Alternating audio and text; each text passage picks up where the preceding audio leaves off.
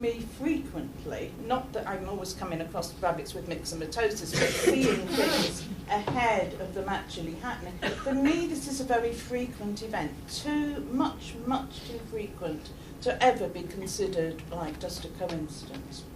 And when those events happen to us, we often don't have a way, a kind of like place to put that experience. If we're of a very strong religious disposition, we might have a sense within our religious faith to place that. Most people nowadays don't have that kind of religious faith which believes in prophecy and miracles and all that sort of stuff.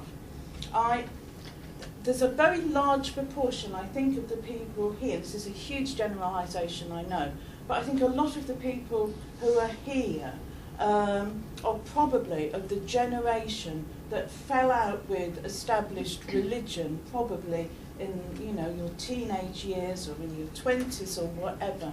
And when you did that, you probably turned your back as well on the ideas that we might be able to prophesy, to see into the future, there might be miracles. You might have turned your backs on the idea that we have an immortal soul, that we go on to some kind of afterlife. You may have turned your back on the notion even that there is something else out there, a God or angels or whatever.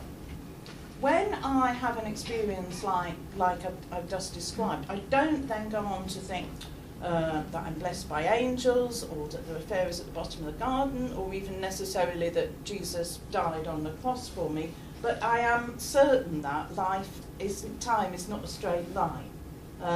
It isn't just something linear, that there's more there.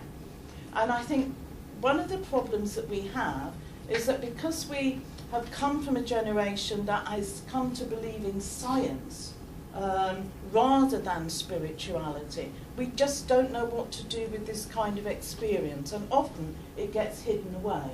So that was an incident that happened to me that I didn't actually mention to anybody else until I came to write this book. And over again, as I've been writing the book and talked about what I'm researching, people say to me, do you know, a strange thing happened to me once. And quite often they tell me the story just as if, it had happened yesterday when it might have been 30 years ago.